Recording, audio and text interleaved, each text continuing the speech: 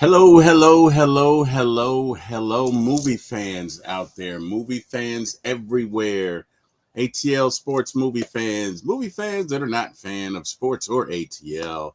Welcome, welcome, welcome, welcome, welcome. Tonight we are doing a review of the movie Straw. Harry, and actor or main actor is Taraji P. Henson. It's a great film. We're going to have a good time. We're going to talk about it, and hopefully, you'll enjoy yourself and hopefully enjoy the movie. A couple things. All opinions are welcome. So, guess what? If you didn't enjoy the movie Straw, that's okay too. Um, we don't all have to agree. This is one man's opinion. I am not a movie critic. I like to watch movies. I've watched a lot of movies in my lifetime, but hey, I'm just an everyday guy. So this is one man's opinion. Like it or love it, it's okay. You're welcome in the chat if you want to talk about it. Come in. Let's talk about it. Let's have a good time. I am T Will of the For My ATL Sports One Sports Network. And right away, some of you who don't know me are thinking, well, wait a minute. If you're a sports guy, what are you doing talking about movies? Jonathan Rozier in the chat. How you doing, Jonathan? Jonathan says, it was okay. I feel it could have been better. Hey, nothing wrong with that, buddy. Your opinion is welcome. So, first and foremost, let's get into it. Again, I am a sports guy, but I do movies as well. So, the channel is For My ATL Sports One on YouTube. It, again, is a channel I've been podcasting probably about a year, year and a half.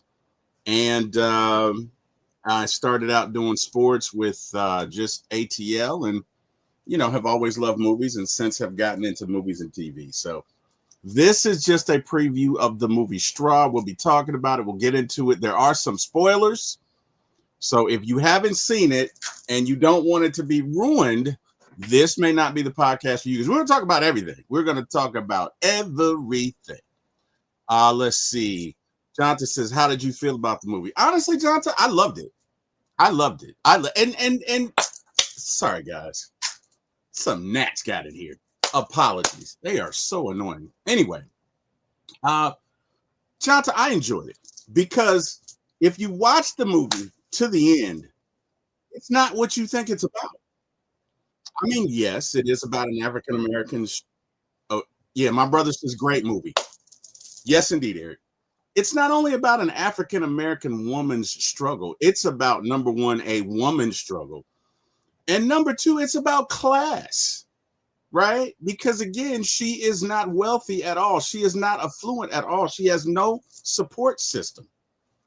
Um, and this movie delves into a lot of themes, but what really made me love this movie is the twist at the end, which nobody's ready for. I mean, nobody's ready for. So, with that being said, let's get into it. So again, Straw is written and directed by Tyler Perry. The runtime is listed at 140, an hour and 45 minutes, but it's more like an hour and 35. Maybe the credits were 10 minutes. I don't know. It's more like an hour and 35 minutes. Um, the cast, we're looking at Taraji P. Henson as Janiyah, the protagonist and main character. Sherry Shepard as Nicole Parker, the bank manager. And let me tell you something. If ever you wanted a friend, if ever you needed a friend, Nicole Parker is, she is ride or die, man. She is ride or die. And that's the kind of friend you need. Tiana Taylor gives a very, very, very excellent performance, very driven as Detective Raymond. Rockman Dunbar as Chief Wilson. Glenn Turman as Richard. Glenn Turman, I love him. Loved him in a lot of movies, but hated him in this one. That's all I'll say. Sinbad is Benny. Okay. Next we got Ashley Versher as Tessa George. And I would say Glenn Turman is an antagonist, right? So the protagonist is obviously Janiyah. Glenn Turman would be an antagonist to me, definitely. Tessa, would be another antagonist. Ashley Versher plays Tessa. Mike Merrill as Detective Grimes. He is Tiana's partner in the movie. Chalet Monique as Raya. So Tessa is a teller in the bank, and Raya is a teller in the bank. Diva Tyler as Isabel. She's one of the elderly customers. Frasha Rosh, I'm Mr. Hyman as Marvin. Doris Woodruff as Dorothy, and Gabby Jackson as Aria, who plays Jania's daughter.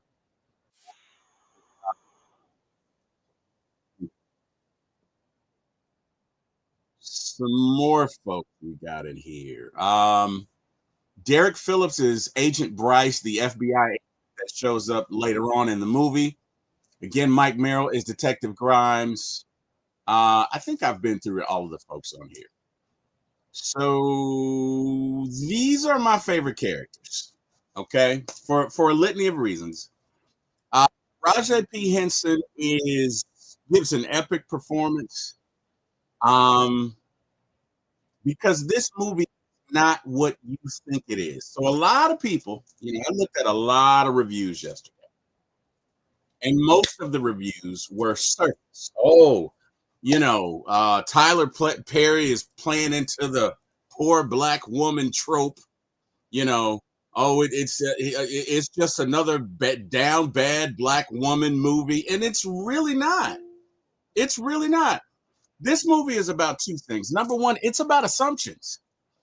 It's about listening to people. It's about being seen, right?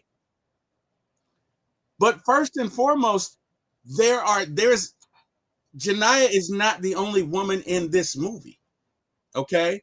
Um, Sherry Shepard plays a bank manager, very empathetic, very good at her job, very intelligent, very successful. Tiana Taylor is a very good detective, very successful. So there's more than one movie in this. There's more than one woman in this movie, right? And so it's not just about Janiah's struggles, but it's about how these two come to know her and get involved and essentially try and help her through her struggle. But again, enjoyed the movie, thought it was a great movie, loved it. Um, let's get into it, guys. So, excuse me. First scene, we see the apartment, Janiah's apartment, and it's disheveled. Okay. I mean, it looked bad, y'all. It looked like somebody hadn't cleaned up in there in weeks. It looked like who did it and why. And we'll find out later, but there's key to it. Now, the thing about Tyler Perry that a lot of people miss, Tyler Perry has messages all up and through his movie. So when the movie starts, you hear Glorilla's Let Her Cook, right? Which is basically a song about being unapologetic in your confidence and addressing your haters. But it is irony in the fact that Janiah, the main character, is the opposite of this. She is meek. She is mild. She is unassuming. She is non-confrontational. She is all of these things. But maybe it's also a little foreshadowing as to what is to come. Okay. So we see the apartment. We see a fan in the window, which kind of lets you know that there's no air conditioning going on. Okay. Because you got the fan. And those of you who've been there back in the day, we did not always have central air. So I could relate to that as a kid in my grandma's house. For a while, we did not have central air. And so we had those fans going and the metallic fans going, and it kind of reminded me of grandma's house in this scene. Not that her house was ever in that condition, because she's no longer with us, but she would beat me up for even comparing that to the condition of Janiah's house. And hey, I'm not disrespecting you, Janiah, but woo, that house is in poor shape. It had not been cleaned. But we see bowls on the counter. We see that it's obviously hot. Again, another clue that there's no air. So Janiah wakes up her daughter, gets her ready for school. begins to bathe her. And it is in this scene that we learn that her daughter has a disorder because she says, "Baby, I have to bathe you because the last time you fell. And I don't want you to fall again." And so she bathes her.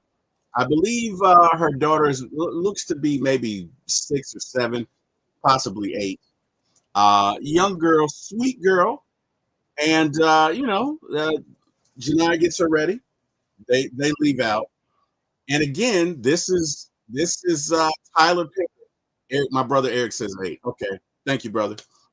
Um, but they leave out. And again, this is another Tyler Perry moment where he's, I don't want to say being funny with us, but using irony because the song playing in the background as they leave is Ice Cube's A Good Day.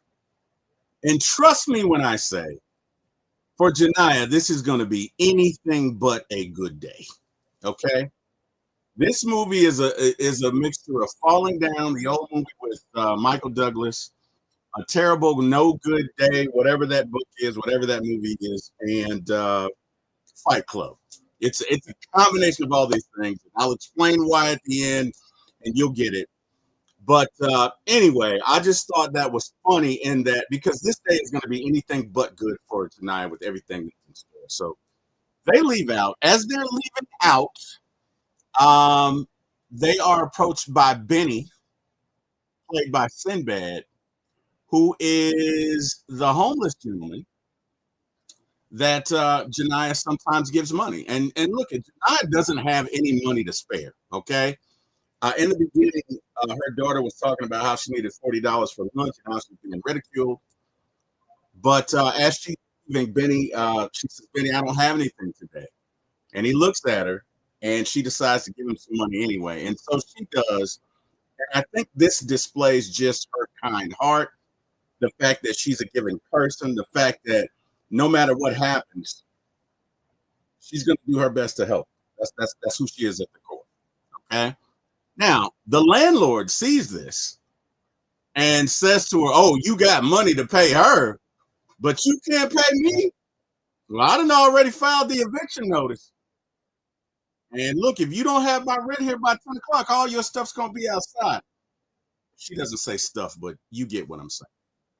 So, you know, Janiyah says, "Okay, I'll have your money. And by the way, can you tell the neighbor to, turn the music down so my daughter can sleep?" Because again, in the beginning of the movie, it's almost like this guy has 25 808s in his apartment. I mean, it's loud. For those of you who know what an 808 is, I know I'm old, but it's loud. It's very loud. You can see the dishes jumping up and down from the vibrations of the music next door. And the landlord says, "Hell no, he pays his rent on time." So again, the landlord is abrasive. She's abusive. She's disrespectful, and she has no regard for tact or. So okay. Now and her daughter get in the car. King Daniel, hey, ATL Depot sent me here. Well, welcome, King. Welcome to the show. Glad to have you, buddy. We are talking about the movie tonight, Straw, and we're just getting into it. So, hey, you're on time, and we're just glad to have you. So, welcome, welcome, welcome. So, at this point, Janiyah is taking her daughter to school. She pulls up on the curb. She says, "Hey, I'll be here at lunchtime." And she says, "Mommy, do you promise?" And she says, "Yeah." She lets her out of the car. And as she lets her out of the car, we see the principal.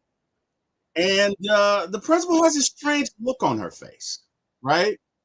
So remember that look as we get into this later on, because there are some hints and clues that Tyler does drop that if you're not looking for it, you really won't see it coming.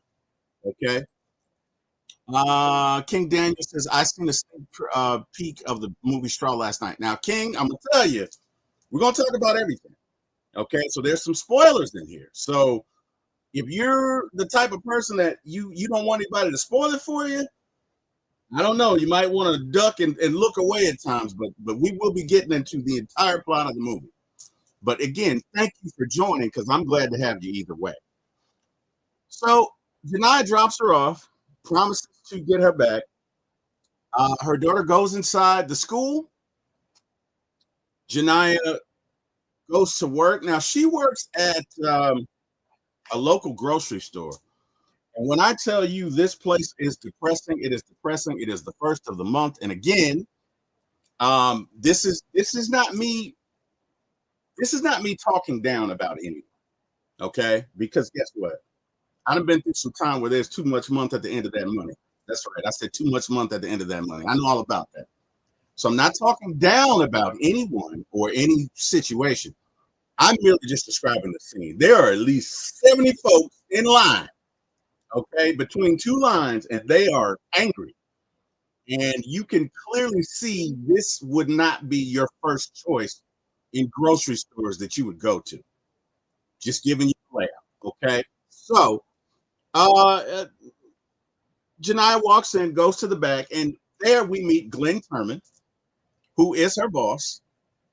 And he, again, is abrasive. Oh my God, he's abrasive. He's darn near disrespectful. Like, the first thing he says to her is, Angela called out. I got a register open for you. It's the first of the month. I need you out. And he says, hurry, run. Excuse me. He says, run. Like he's talking to a child. Run. So clearly he has no respect for her. I don't understand how you can talk to a woman like that. And again, ladies, no disrespect to you. This is not a misogynistic thing, but my mother raised me to respect women. I just, the way he talks to her is abrasive. It is abrasive. And I don't know, maybe he's been in that store too long. Maybe he's been abused himself. Maybe he's been beaten down by life. I don't know. I do not know, but I know that it's just unacceptable. So, and guys, you're gonna have to excuse me, but it's getting a little warm in here, so I'm gonna have to take this shirt off again. Apologies. I shouldn't have worn it anyway. Sheesh. All right. So Eric says, nah, he said, why are we walking? He did, or why are you walking? He did say that. Either way, Eric, man, he's abrasive. This dude was abrasive. So, she goes, yeah, Jonathan says the manager pissed me. He pissed me off too, man. Matter of fact, when in a few frames when we really get into it, I hope you guys don't think less of me because I was happy to see his outcome. I really was happy to see it. But anyway, Janiyah walks up front. She's scanning some groceries, and the young lady who is purchasing some groceries tries to hand her a WIC card to pay for everything. And Janiyah says, "Well, you can't pay for everything with this WIC card. Some items I'm going to have to charge you for." And again, this is just to describe Janiyah's everyday. But the lady says, "Bitch, I do this all the time."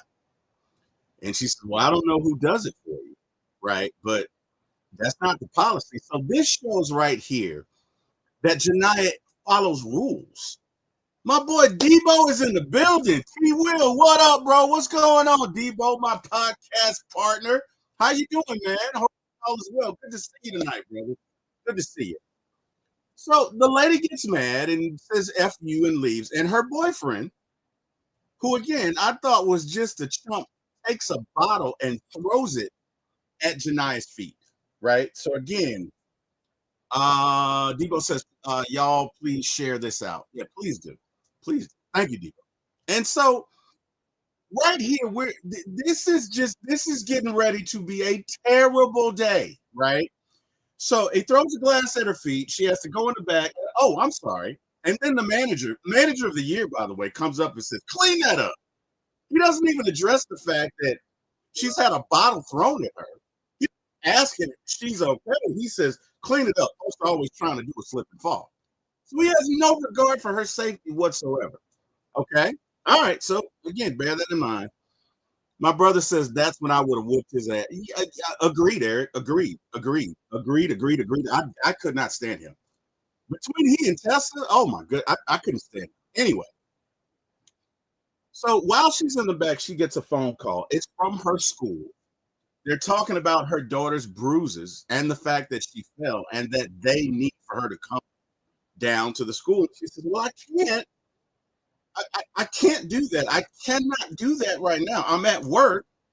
And they're like, "Look, you can come down here or else." So her boss comes in the back and she says to him, "Look, I have to go to the school." And he's like, "You trying to get fired? You trying to lose your job?" He's like, "It's always something with you. It's always something with you." And she says, "Look, it's my daughter's school. Please, please." And he says, "Okay, you got 30 minutes," which is not enough time. But she agrees to it and she says, "Hey, can I have my check before I go?" And he's like, "Oh, so you want me to get in line, work your register, and do your job?" Man, get the blip out my face. So he refuses to give her check. Okay, so she leaves. She goes across the street to the bank. She has a negative balance in the bank. So she tries to come in and I guess I want to say finesse her way into cashing or getting $47 from the bank. She's clearly not aware of bank policy. You can see. Um, let's see. Jonta says, "Hold on. I thought the school didn't call her T." Well, Jonta, you're giving away the plot, my man. You're giving away the plot, and it's not time for that. You're giving away the plot, buddy. So, because in this scene, Jonta, we see it as though the school called her. Okay. So anyway, she talks to the branch manager. The branch manager says, "Well, if you have a negative balance, that's why you can't draw the money out. And if you don't keep a certain amount of money in your balance, then of course, your account will be closed." So she says, "Well, hey, can you just help me out?" And she says, "You'd have to get in line." So she leaves because it's at this point that she says, "Hey, I only got 30 minutes. I gotta get back." So she goes to her daughter's school. And in the next scene, we see her in a conversation with a lady from DFACS, and two people are carrying her daughter away. And there's a principal behind her, and she says, "Wait a minute, I just got here. Those bruises she got, she fell. She has a disorder. She fell. That's what happened. She has a disorder. Please, plead with this lady." And she says, "Well, we received complaints that, she had bruises and that, she comes to school hungry." And at this point, Janiyah turns to the principal behind her and she says, "You told it? That's not true, ma'am. I send my daughter, she's fed, but she has a restricted diet.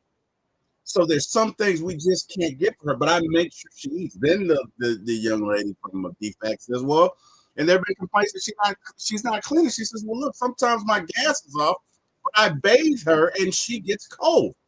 And she's like pleading with her, and she's like, "No, it's already done. We have to take it." And she looks back at the principal, and honestly, at this point, in the movie, I'm really pissed at the principal because I feel like that we all know people like this, right? Everyone who goes through a struggle is not a slacker. Everyone who goes through a struggle is not a bad person. It's not lazy. Sometimes life just be lifing, as the young folks say. Sometimes it happens, right? Sometimes it happens. And instead of judging, how about we have a conversation with somebody? How about we reach out? How about we say, "Hey, what can I do to help?" How about we try to understand? Because guess what? If you have conversation with people, one or two things are going to happen. You're going to realize if they're just lazy, or you're gonna be able to differentiate between, no, this person's just having a hard time. This person works hard, does the best they can. Life just has them under its foot right now. What can we do to help them? That was my thought in the moment. Okay. But the interesting thing about it is, as the conflict ends, Janiyah turns around and there's no one there. Okay. So bear that in mind. Janiyah leaves. Now she's worried about getting back to her job. We got A1 in the building. What up, A1? How you doing, brother? Hopefully all is well. So Janiyah's going back to her job. And this was one of those times where I mean, it got the blood pumping, right? So she pulls out, and she was in the wrong. She doesn't see a guy coming up in a Mustang. almost hits him. He pulls up beside her and says, "Bitch, watch where you're going," and throws a cup or whatever drink he has at her window, and it spills. Okay, and she drives off. And the thing he says is, "Oh, I'm gonna make you regret. You're gonna regret messing with me. You're gonna regret this." So he drives up and hits her and spins her out. Right.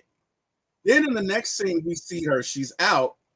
She opens her hood and she's looking at her car because she can't start it. And a cop pulls up and she says, "Oh, thank you. This man hit me. I don't know if you saw it." And the guy that hit her ends up being a cop, an off-duty cop. And he's like, "Bitch, you better get back in that car. And if I ever see you again, I'm gonna find a way to legally kill you." And the sad part about this is that Janiyah is so meek, right? This guy to her must have seemed like the Hulk. You have this intimidating cop. All she's doing is trying to get back to her job. And this guy basically threatens her life. She didn't even hit him, but he's got so much road range and anger that he threatens her. Now, there is a cop, an actual on duty cop, who arrives and she's got the body cam on and she hears the off duty cop threaten her. She says, "Go sit down. You're way too hot right now." And the lady, the cop says, "Hey, license and registration." And it turns out that either the license is expired or the registration is expired.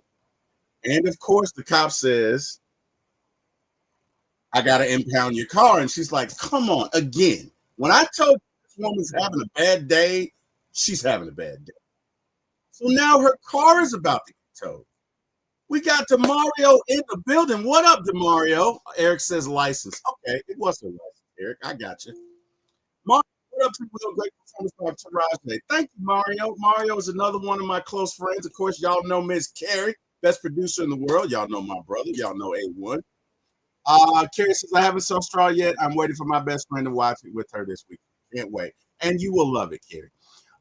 So at this point, she says, "Look, I got to tow your car, or I can bring him back here."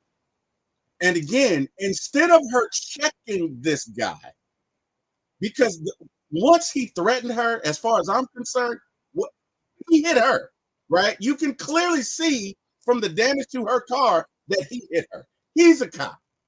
That's strike one. Strike two, you threaten somebody with death. I would have left. I would have left the scene. I would have said, "Hey, man, you need to leave, or I'm going to call an incident commander on site right now. You need to go. You need to chill out." But she doesn't do that. So she writes her the ticket and impounds her car. So now Janiyah has to walk back to her job in the rain. That's right, in the rain. So she walks back in the rain. She gets back 2 hours later. She goes to the register. She's about to start, and her supervisor says, "I need to see you right now. Let's go in the back." And this was probably one of the most disrespectful displays that I've seen towards a woman. I mean, this guy's just unbelievable. So he says, it has been 2 hours. I called Angela in, and you know what? I'm going to have to fire you. And I feel bad. No, I don't feel bad. As a matter of fact, get your shit and get the fuck out. Like she's telling him what happened. And he's like, "You got too many problems. There's always something with you. You got to go." And she says, "Hey, can I get my check?" And he says, "Well, the policy is that, we mail you your check when you get fired." She says, "But my check's right over there." She says, he says, No. The policy is that, when you get fired, we mail you your check, right? So she leaves. She goes home. I'm telling you, this day just keeps getting better and better. She gets home, and all of her stuff is outside in the rain because she's been put out. All of her stuff. And her landlord is like, "You told me you would be here by 10 o'clock. I knew you wouldn't. I knew you wouldn't have my money. So I put all your shit out there. And whatever you don't take with you is getting thrown away." She's antagonizing her. And her daughter's medication, her daughter's very sick. Okay. Her daughter's medication is outside along with the school project that they had worked on before. So she grabs the medication and she grabs the school project and whatever else will fit in her bag. And she leaves. And she goes back to the job to speak again with Glenn Turner to say, hey, can you just give me my check? I need to find a place to live. My daughter and I have been put out. And he says, that's not my problem. You got fired. Get the fuck out. He literally says that to her. Okay. Again, the empathy of, I don't even know. And she says, please. He says, no. So at this point, two random strangers come in the back and they're asking her, hey, do you know where the Black and Miles are? And it's obviously a ruse to rob the place. And they pull out a gun. And he says, oh, Janiyah, is that your Janiyah? But he says her name because she has a name tag on, not because he knows her. But of course, her idiot boss, who thinks the worst of her. I think he just hates her for some reason, right? It's kind of like who you are speaks so loudly, I can't hear what you're saying. So because of his hatred for her, he doesn't listen to her. He doesn't consider her innocent in any situation. So the guy robs the manager. He gets out the money, gives him the money, and then the guy tries to take the bag, right? And this is where we see for the first time Janiyah really stand up for herself because she's standing up for her daughter because her daughter's medication is in it. And her daughter is the last thing in the world, the only good thing in the world that she has. And she's, I can't, they're struggling over the bag because she's not going to give it to him. And the manager, who's an idiot, is like, give him the bag, give him the bag. What are you doing? He's like, no. She's like, no, my medication is in there, right? Which says to me that number one, he's never listened to her. Because I've been in management before. I know all of my employee stories. I know who was sick. I know who was well. I know the situations at home. If you're a decent boss, you have to know these things to manage people. So that tells me he's a crappy boss and a crappy human being. Anyway, so there's a struggle. They struggle over the gun. The gun falls. Janiyah picks it up, and shoots the robber. And at this point, I'm glad.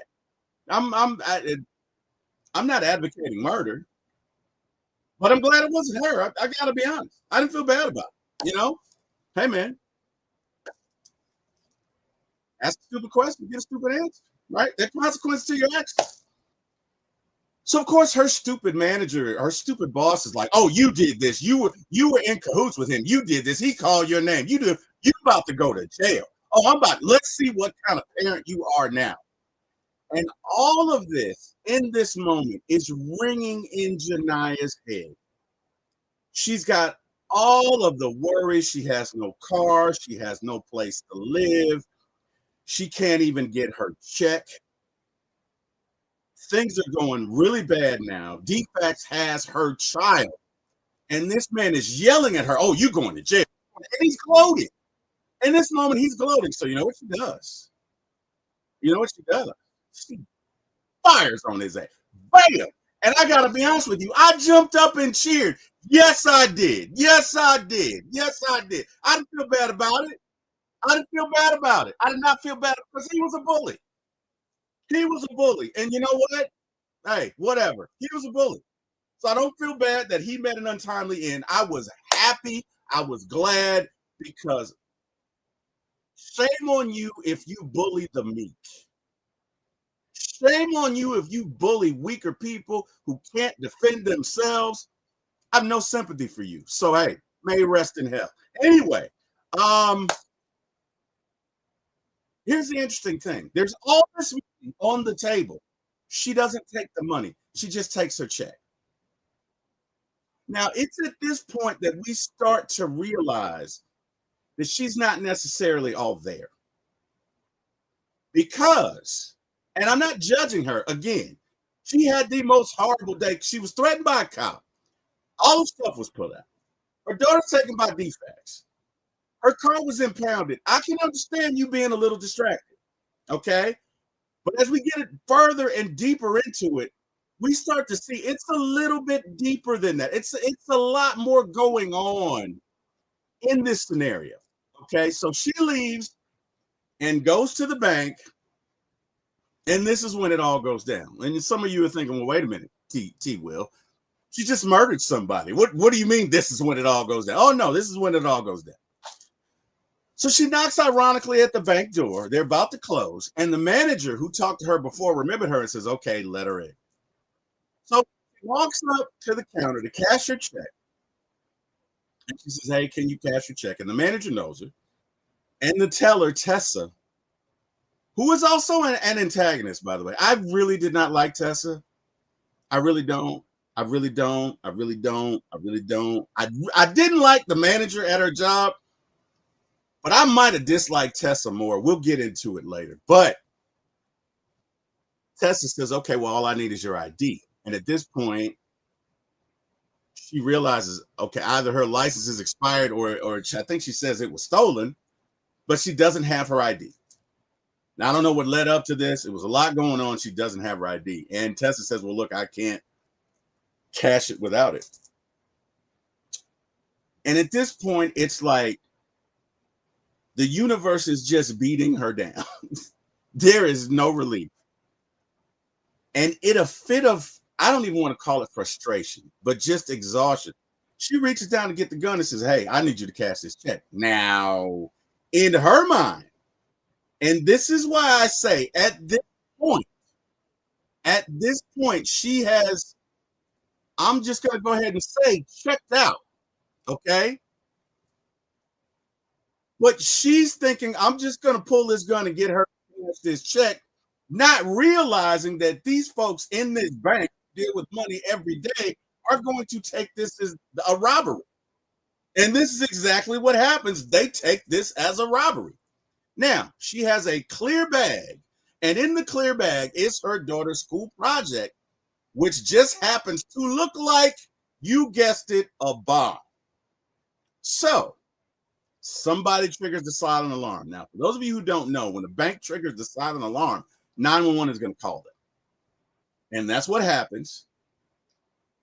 Uh, the bank manager answered and says, hey, yeah, we're getting robbed. Describes the young lady and says also she has a bomb. Now, keep that in the back of your mind because it's going to be very important later as this story progresses. All right, so flashback to the store. The cops arrive, and this is when we first see Teyana Taylor's character. And she's with her partner, and they're and a cop who arrived at the scene. They're the two detectives and the one cop. And they're saying, well, basically, look, this woman who was in on the robbery killed one of the robbers and her boss. Now, he says, we know she's in on the robbery because her boss called it in before he was killed. Looking at the tape, the first thing Teyana says is she's just cashing a check. And he walks in, right? But this again illustrates that sometimes people see a thing and they just automatically assume, oh, well, the manager said she was in on it, so she had to be in on it. He couldn't be wrong. His perception couldn't be off. I mean, the manager said it. But if you look at the tape, you clearly see she was there to get her check the guy because she and the guy struggle over the gun, right? If you're in on a robbery, why would you fight and kill your partner? That's kind of unorthodox, right? But anyway, her partner believes it, goes with it. So the cops begin to talk to the people at the scene. They talk to her best friend, and her best friend says, look, she wouldn't do this. She would not do this. She's a good person. She's not a hood girl. Her words, not mine. A1 says, unless you're the Joker. Okay, fair enough. But her friend says, look, she wouldn't do this. She would not do this. Okay, I know this person. She is a good person. All she wants to do is take care of her daughter. She wouldn't do this. So they leave the scene. They go to her apartment and talk to the landlord. And the landlord, again, is another antagonist. You guessed it. Who doesn't give a damn about anything but her money? Really doesn't, does not care, has no decency, has no tact. Everything wrong in the world as far as landlords are concerned. And Benny, the character played by Sinbad, who's a homeless gentleman, is like, she's a good girl. She's nice. She doesn't have a lot of money, but what she does, she shares with me. She's a good person. And I think the landlord is bothered by this or feels guilty at this point. And she was like, well, I don't give a damn what he's saying. She owed me money. And I had every right to throw her out, which is exactly what I did. And Detective K, who was Tiana Taylor's character, says, I'm sorry, her partner says, do you mind if we see the apartment? And the landlord says, do you have the first and the last month's rent? And they say no. And she says, well, no, you cannot. And Tiana says to her partner, you know what? This one isn't even worth it. And the landlord, what's she talking about? Think I give about a damn about the police and don't. Okay. So she's abrasive. She's just foul. She's just foul. So anyway, we pan back to the bank. Oh, I'm sorry. And while they're on the scene, they get the call that Janiyah is actually robbing the bank. And so now they're on their way, right? And all the cops arrive at the bank, and we see not only Tiana and her partner, but the cop, you guessed it, who threatened her earlier that day, is on the scene because it's all hands on deck when it's a bank robbery. All right. Now, here's where I say she kind of lost it, because her responses in the bank are kind of childlike, right? She doesn't even, initially when the cops get there, she doesn't even notice it.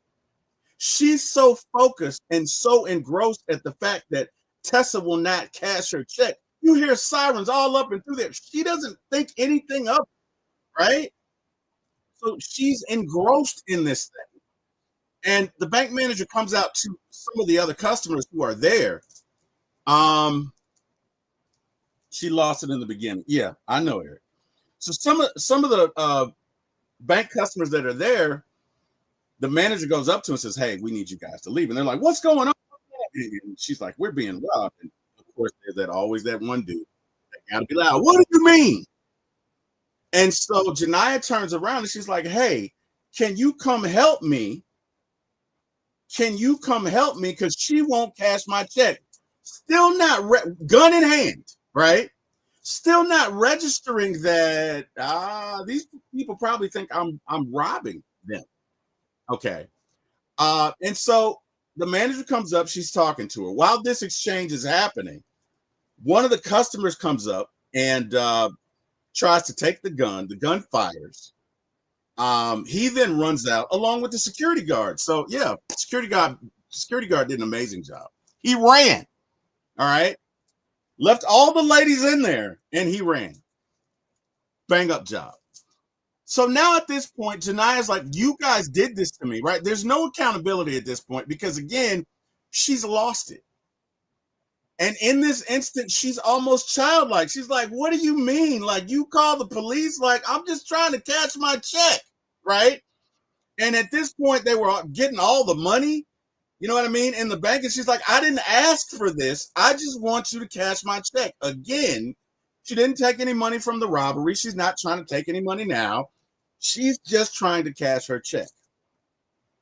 But she cannot understand that in context, how this could be perceived as a robbery because she's that broken. All right. So this thing proceeds. As you can imagine, there are all sorts of conversations going on outside. And Tiana Taylor, no, I'm sorry. First, the captain of the police squad tries to call her, right? And she answers the phone, and he's like, hey, this is Captain so-and-so. And she's like, no, and she just hangs up. She immediately hangs up. And so Tiana Taylor, who is the detective, says, hey, why don't you let me talk to her? And the police chief says, why? And she says, well, you know, every man today that's really had any interactions with her has basically messed her over. So how about You let me speak to her. And we can do this. And let's take a step back because I really haven't given you the reason for my ire with Tessa. First and foremost, if you work for a bank, you are trained in regards to what to do in a robbery. And Tessa panicked. Okay. At that point, somebody got a gun in your face. If they're just asking you to cash the check, cash the check. Because honestly, and again, I'm not saying that what Janiyah did is right. In no way am I advocating that you go into a bank and because you don't have some ID, you pull out a gun. I'm not saying that. I am saying that Tessa made it a whole hell of a lot worse. Because all she had to do was cash the check. She wasn't threatening her.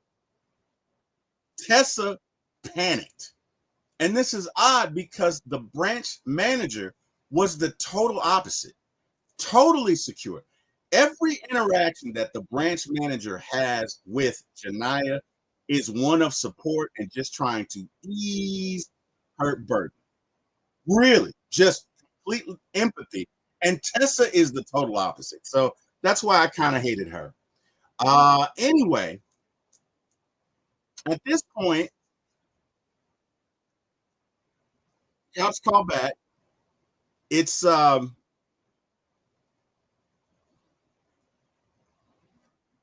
Eric, I understand nobody's going to cash a check without ID, but if somebody holds a gun to your face, really, Eric, you're not going to cash it? If somebody holds a gun to your bank, Eric, and Eric, so she can give her millions of dollars, but she can't cash a check? Bro, I'm not going there with you. Anyway, obviously, I think they tell you that if you're in a bank and you're being robbed, you do what they tell you to do. But anyway, whatever. So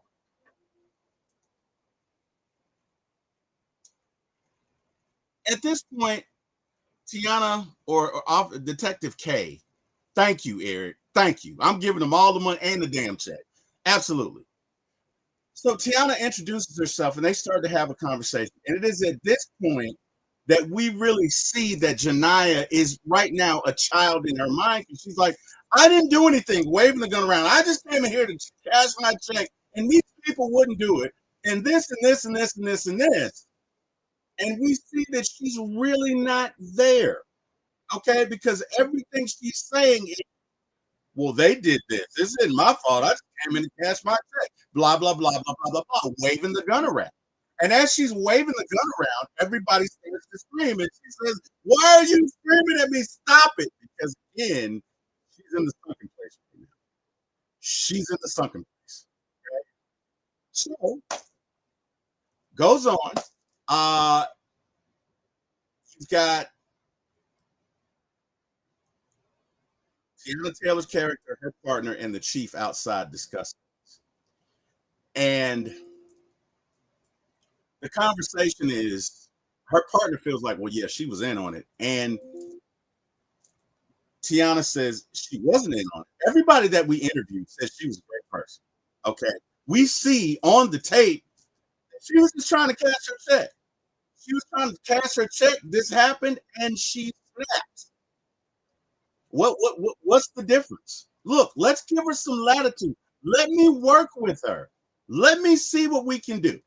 Okay. Um, so we go on in the bank, and there's so much going on in this story. Um, again, this wasn't just about a black woman's struggle. This was about class. This was about being seen. A lot of this was about simply just being seen. So anyway,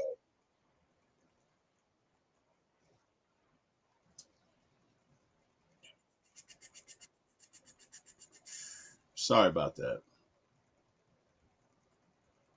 So much going on with this. All right, so we advanced the story in the bank. I'm obviously not going to do this play by play, so I got to skip some. But you know, Tiana, Tiana's character calls. I'm sorry. Before that, Raya The other teller that I don't hate, because Tessa is just, I hate her. But Raya decides, hey, you know what? I'm going to stream this. So she turns her phone on and streams live the bank robbery. And so, of course, at this point, the media is on scene and they see it and they begin to televise it.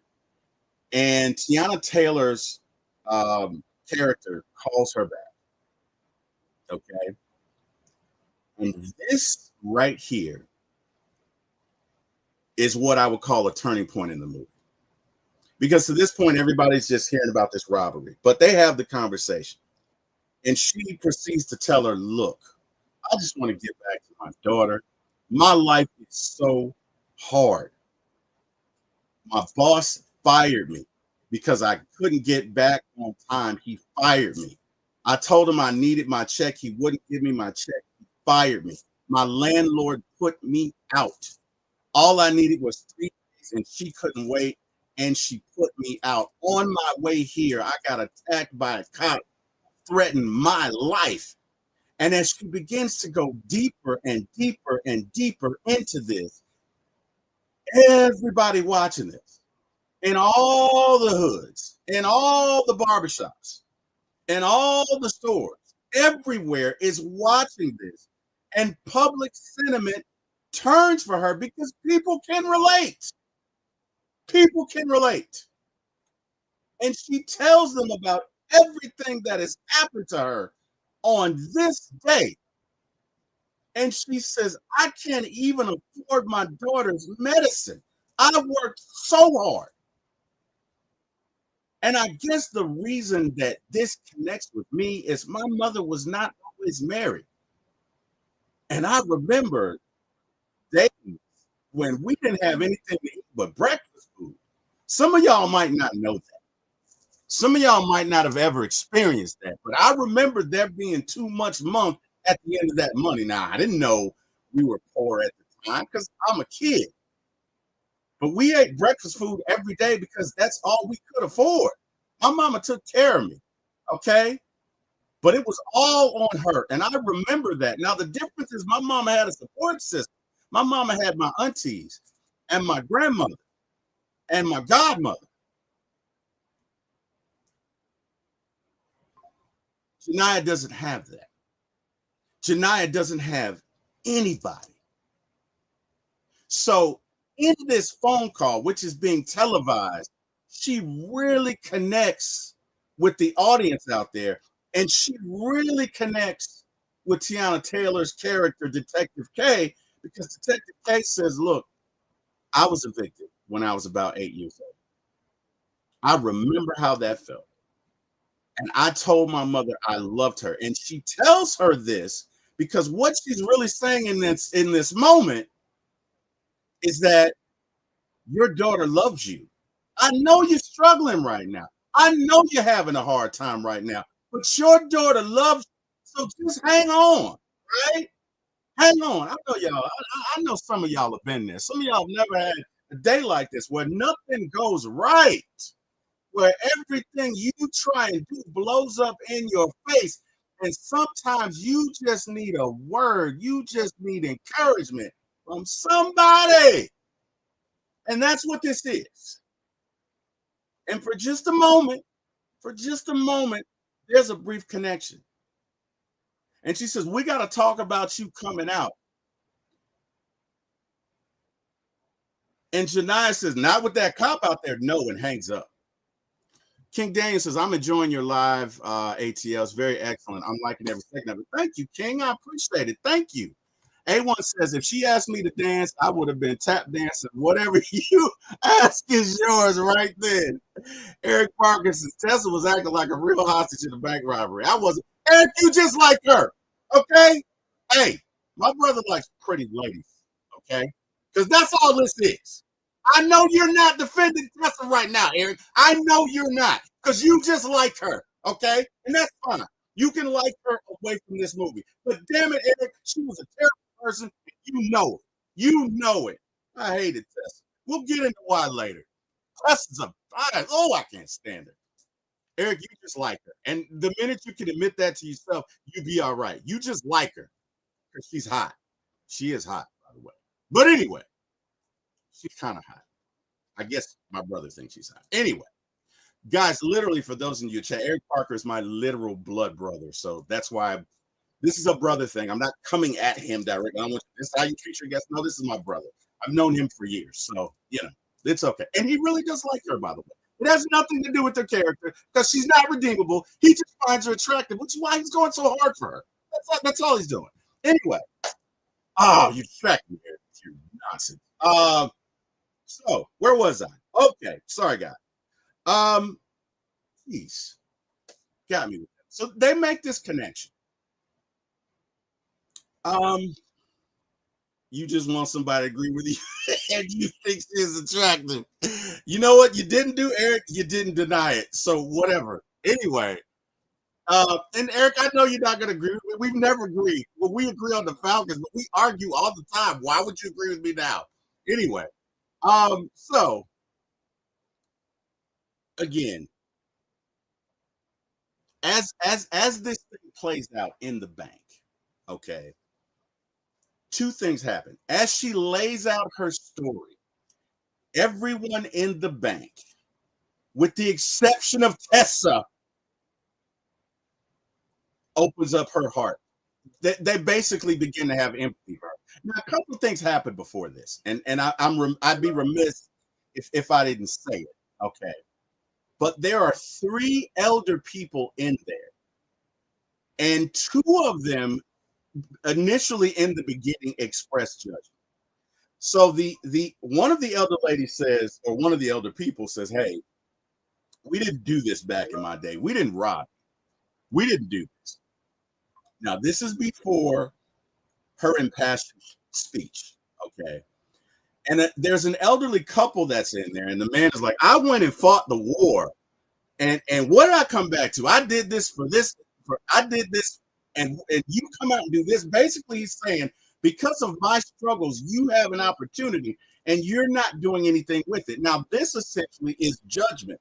And I bring it up because so many times, now that I'm in my 50s, I see people in my age group judge the younger folk. Now, I don't agree with a lot of what the younger folk do, but you judging them isn't going to do anything. It's not going to help the situation.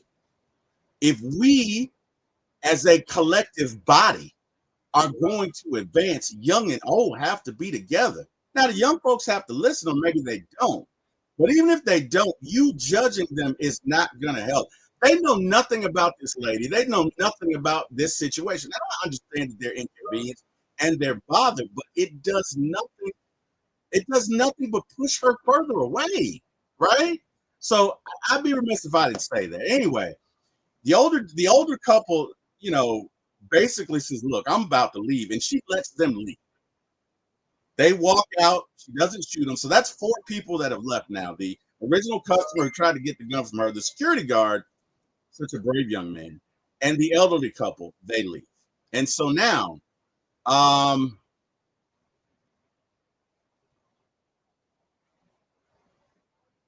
Eric, I'm just going to ignore you because you're being ridiculous. Eric says, "I agree with that part. Tessa definitely wasn't trying to be her friend. Tessa couldn't believe everybody else either. Tessa was like, she got a gun." Eric, you like Tessa. Into that story. Whatever. You got a crush. Eric likes Tessa. That's all that is. Anyway, whatever. You're wrecking my flow, Eric, with your Tessa nonsense. Anyway, so it's at this point that the elder lady who is remaining says, "Hey, I need to sit down." So Tessa tells the branch manager to go and get her a chair, which she does. She sits down. And then Tessa goes to get chairs for everyone. And she says, "Hey, I know what it is to stand on my feet all day," because she works in the grocery store, right? So she would. But again, this shows that Tessa has empathy. And Tessa is beginning to come out. Oh my God. I'm ignoring you, Eric. I'm married. Leave me alone. Uh Eric says you must just want to talk to yourself. I don't want to just talk to myself. I just don't agree with you when it comes to Tessa. I don't. Anyway, um, so as I was saying before my brother Ruth, I love my brother. Please don't dig it, look into that. This is what we do. But anyway, um so, so as they're sitting there talking, right? Tessa, one of the elder customers offers Tessa a breath. I'm sorry, a peppermint. And Tessa makes the remark, "Oh, so that's what you do with the peppermints?" It just not necessarily foul, but just kind of like a snipey remark. And the customer looks at her and says, "You're not a nice person, are you?" And she's like, "Well, I just don't get it. You guys are acting like she's a martyr, and this is wrong." And what the customer says to her at this point is, "Look, I don't agree with what she's doing, but there's no way you can sit here and hear all of this and not at least feel something for what she's going through." And Tessa gives her this look on her face like, I don't care. Like she really does not, there's no empathy whatsoever, right? There's no empathy whatsoever. And my issue with Tessa is Tessa, to me, in this instance, is the type of person that will grow up in the hood, move away, and not care and not look back. And when hood folks come around her, judge them as if she didn't come up like one of them herself. That's my issue with her.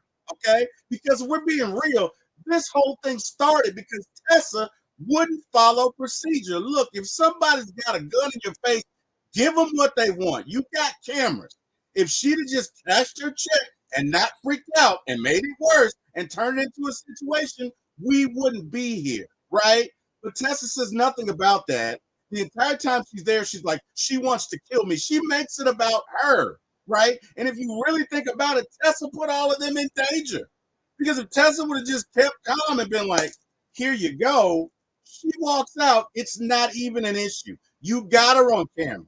Believe you me, the cops know they're going to pick her up. Okay? That's my issue with Tessa. But you do all of this and then you act like your stuff doesn't stink because you sit here the whole time and judge this girl the whole time. You sit there just foul, just bitter beer face the entire time. I did not like her.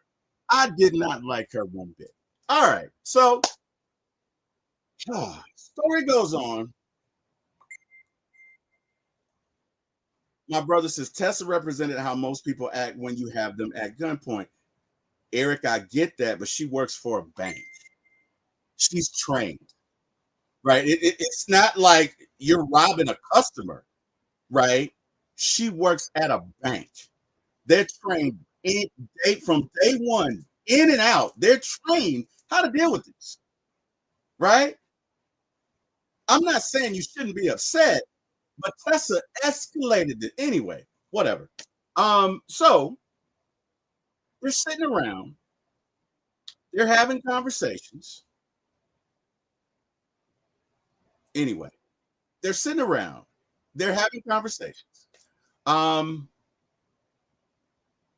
and you really begin to see a bond form with Sherry Shepherd's character, the bank manager. Eric's like, what's the procedure? This ain't set it off, fool. Anyway, um, they're having conversations, and you really begin to see the connection forming between the branch manager and Janiyah. You really begin to see she talks about her daughter. She talks about the fact that she knows she's going to be locked up.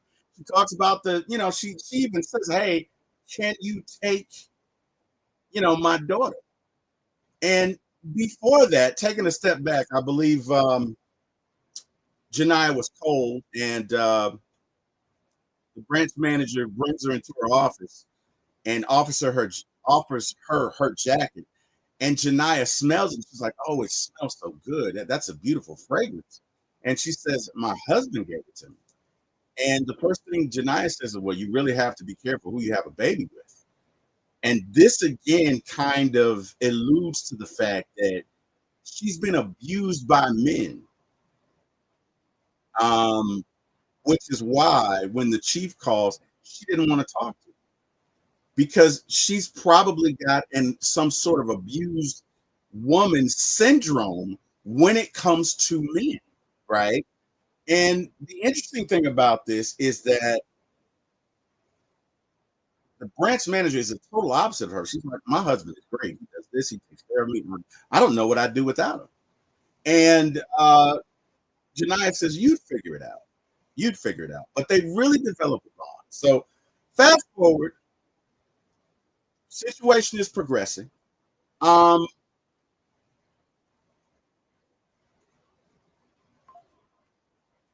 Tiana Taylor's um, character calls back, and she's basically talking with her, and they're forming this bond, and she says, "Look, I can't leave until you find the cop that threatened you.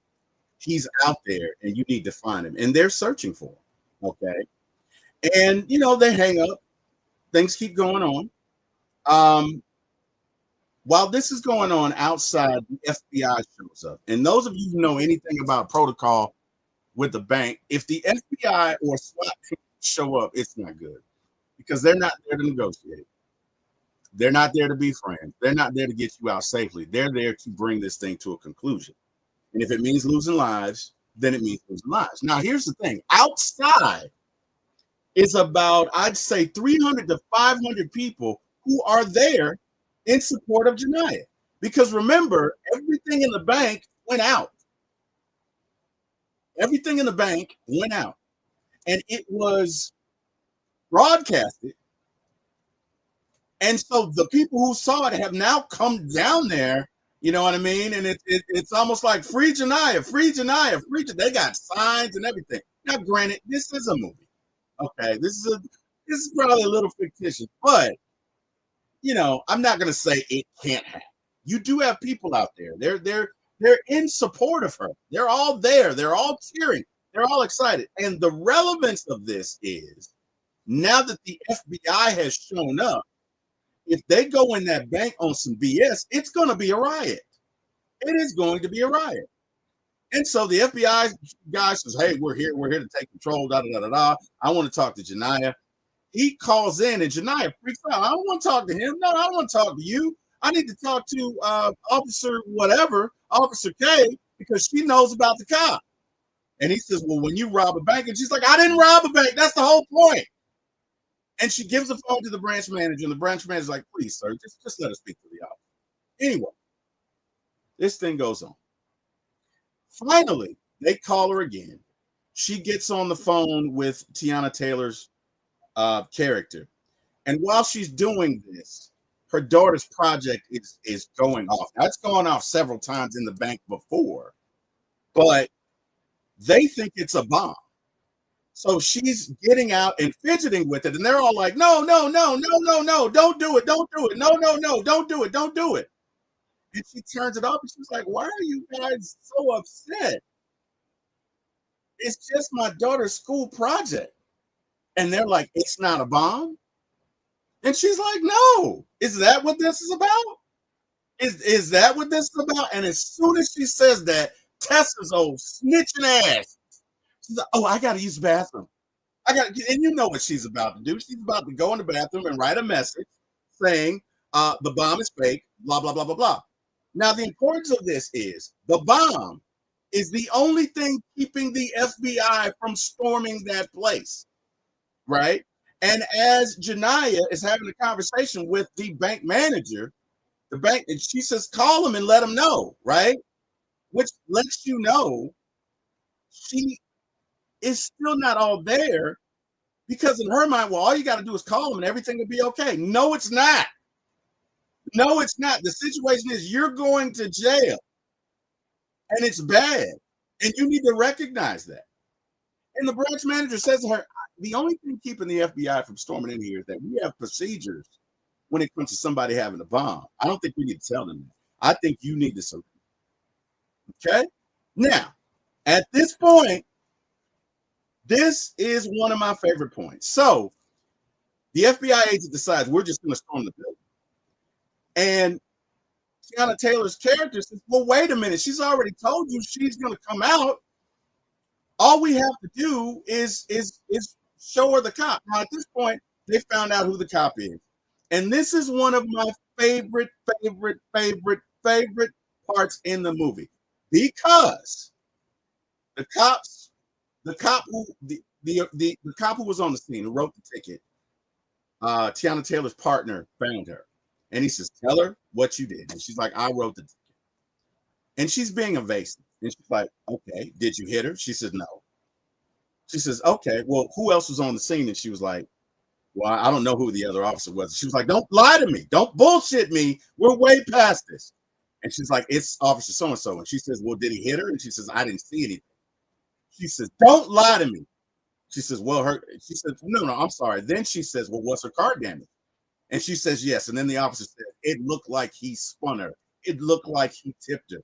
So this lets you know that the officer who wrote the ticket on the scene knew the whole time, knew what he had done, knew what he had done, and went along with it anyway. Okay, knew what he had done, and so, whew, man, Tiana says, "Okay." She walks up to that officer, grabs him by the collar, spins him around, and punches him. And her chief is like, "Wait, wait, wait, what's going on?" And Tiana tells his, "You ask him. He knows what he did. He knows what he did. He ran her off the road. He wrote her the ticket. He caused all of this." And of course, the officer denies it. And she says, "I have proof. I have proof." And he says, "You come with me." Right now, after this is when the FBI agent says, "Well, we got to go in there." And Tiana says, "Look, she's agreed to come out." This is after he found out there's no bomb in the bank. And Tiana Taylor says, "You got a mob out there. If you play this wrong, you're going to cause a riot. We can get her out and nobody has to die." And he's like, "It's just been too long. It's just been too long." So at this moment, Tiana Taylor says, "Hey, if you want something done, sometimes you just got to do it yourself." And she storms out, walks up to the bank and says, "Hey," knocks on the door. "Janiyah, I, they're not going to turn your phone on, but I got a picture of the cop right here. Send somebody to get the phone." And they send the branch manager. She says, "Here, give her the phone." She gives her the phone. It is the guy that ran her off the road. And she's almost childlike. She's like, "It's him. It's him. You see, I was telling the truth. You see, you see, you see." Almost like she's an 8-year old, almost like she's a child who's just been vindicated. Because again, as we're just about to find out, she's going through something. She's like, you see, I told you, I told you." And so the branch manager brings the phone. She says, "Okay, you guys can go." And so Tessa and Raya leave. The elderly young lady, or the elderly young lady, the elderly lady had left before. Sorry, guys, a lot going on. Um, so anyway, they leave, and the branch manager walks them out. And Raya and Tessa say, "Aren't you coming with us?" And she's like, "No, y'all go ahead. No, y'all go ahead." And they leave, perplexed, but they leave. And Tiana Taylor's character tries to grab the branch manager. She's like, "Get your hands off me." She's like, "You got to come out." She's like, "No, I don't. I'm going back in there with her." "No, I don't. No, I'm not. I'm not doing that." And she goes back in. It is at this point, this is another turning point in the movie. Janiyah receives a phone call. And I got to be honest, guys. When I watched this broke my heart. It it broke my heart. So she gets a phone call, and it's her mom. And her mom is like, I got the cops at my house. And they telling me you robbing a bank. Like, what the hell are you doing? And she's like, "Mama, mama, mama, mama, mama. No, no, no. I wasn't robbing the bank. I was just trying to cash my check. Mama, you don't understand. Here, speak to the branch manager. Mama, mama, mama. I gotta take my money. I gotta go get my daughter. I gotta do this. I gotta do this." And her mother says, "Janiyah, Janiyah, Janiyah, Janiyah. She died. Your daughter died last night." And the feeling that washes over you watching this is shock and awe and terror and sadness and, oh God, Oh God. And she sits there wallowing in it.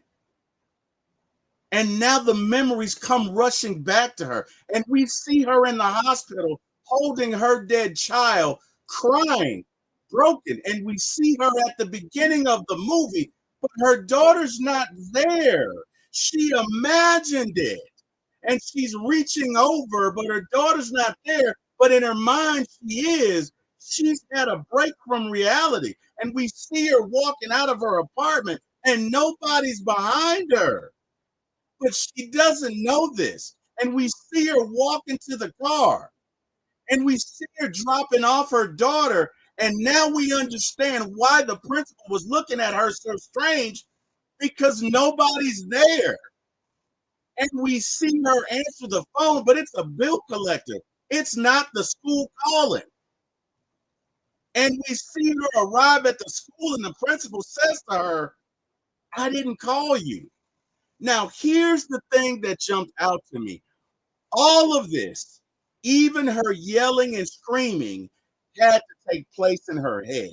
Because if it didn't, the principal would have called the authorities as much as she was yelling and raving. So all of that yelling and screaming and crying took place in her head.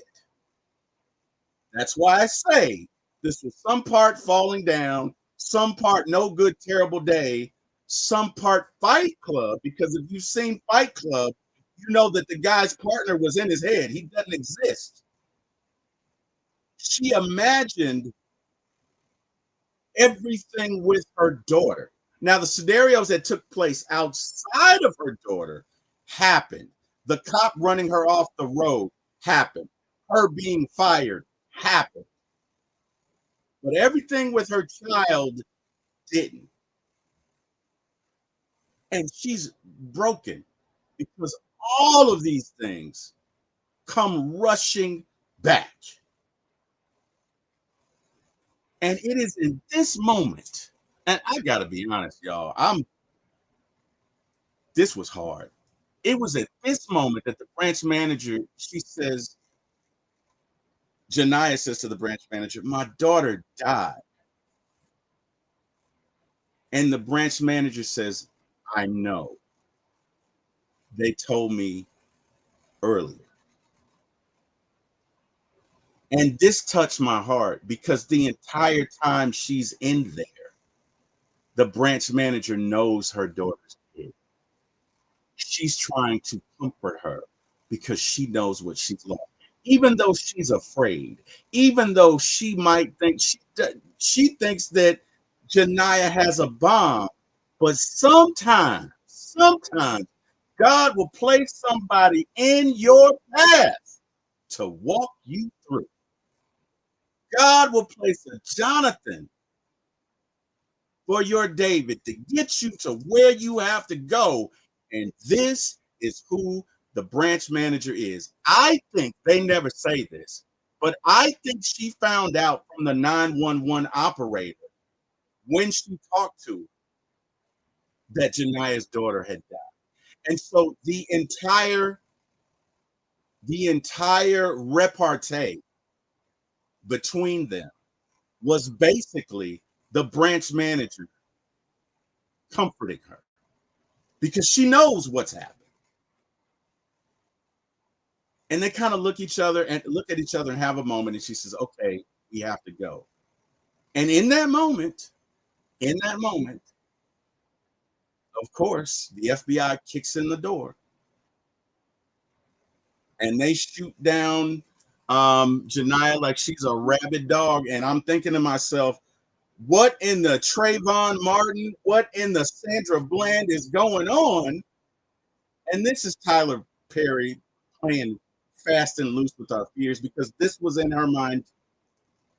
The cops don't come in there. They walk her out. Branch manager walks out with her. She says, you have to put your hands up. She puts her hands up. Branch manager puts her hands up. They come outside. All the cops are out there. Tiana Taylor's character says, hey, turn around and walk back to me. She does. She's arrested. They put her in the car and they drive off. And I thought this movie was great because you didn't see it coming. The entire time you're watching it, you have no idea. You have no idea what is happening.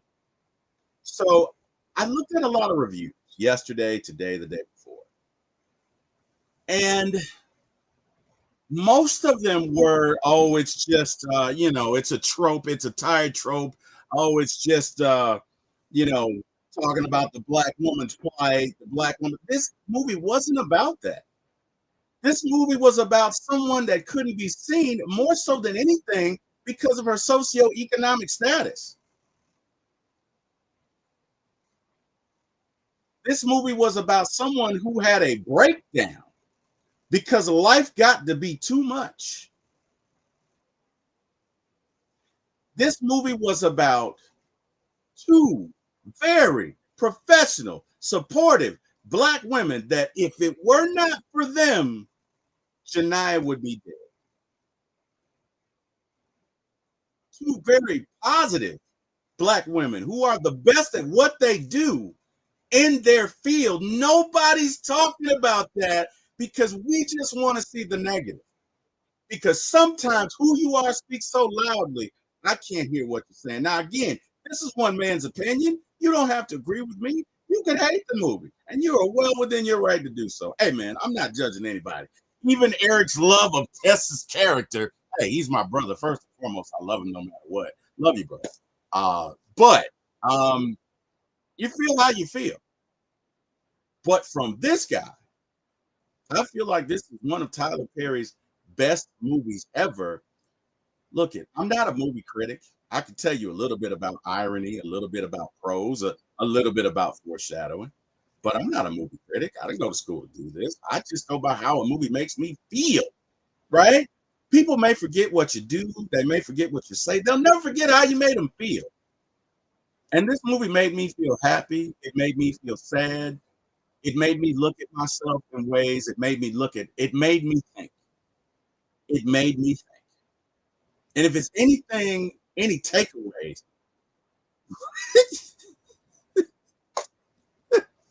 I'm ignoring my brother right now. If there are any takeaways from this movie, it's that, you know what? Don't judge people, man. You don't know what they're going through.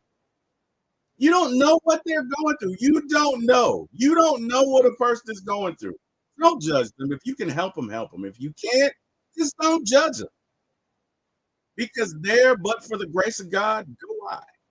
So, hey, man, I hope you guys enjoyed the review. That's going to be the conclusion. I thank those of you who were with me from start to finish. I appreciate it. I hope you enjoyed it. I hope it was worth the investment of your time. And thank you for joining us. I had a great time. I hope you guys have a great time. Hey, everyone in the chat, thank you for joining. Those of you who are first time, welcome. Please don't be a stranger. We will be Jordan and myself, another podcaster that I do videos with, or podcast with. We'll be doing Batman: The Dark Knight this Saturday, and I will probably be reviewing another Netflix movie next week. Maybe Tuesday, maybe Wednesday. But hey, stay tuned. Again, the channel is For My ATL Sports 1 on YouTube, but we do sports and or movies. So if you're into ATL sports, hey, tune in. If you're into movies and TV shows, hey, tune in. Thursday we have a show. It's sports related. So we've got a show called What the Falcon. That's typically around 6:30. Thursday night we also have a show called the Thursday night throwback show, and it's basically about ATL sports with a throwback perspective. But come check us out. Again, thank you guys for joining. Everyone who did, please like, share, and subscribe. Grab the link below. To everyone who enjoyed, appreciate you. Hopefully you guys have an amazing day. Thank you to my brother Eric Parker and Jack Spade for getting me in this business, even though Eric gives me a hard time. I love the guy. He is my brother after all. Miss Carrie, everybody in the chat, Chris A1. Who else joined? King Daniel, thank you for joining. Debo, thank you for joining. Mario Anderson, thank you for joining. Appreciate that. Jonta, thank you for joining. Miss Carrie, and I think that is everyone. So, hey, again, you guys have an amazing evening. I want to thank God for giving me the ability and the path to do this. And hey, man, I just want to continue to do this the right way and hopefully bring entertainment and a little bit of joy to you guys. You guys have an amazing day. Again, thank you so much for joining me. And hey, I will see those of you who like the sports, come check me out. And those of you who don't, check us out on Saturday again, as we will be doing Batman the Dark Knight. Thanks, everybody. You guys have an amazing day. Hey, you just watched another entertaining and interesting for my ATL Fans Sports 1 show. If you enjoyed the show, please let T-Will know by hitting the like, share, and subscribe buttons. T-Will would have brought you this message himself. This guy doesn't know how to keep it short and simple, not to mention that outrageous laugh. Anyway, tune in next time and have a great day. Remember to like, share,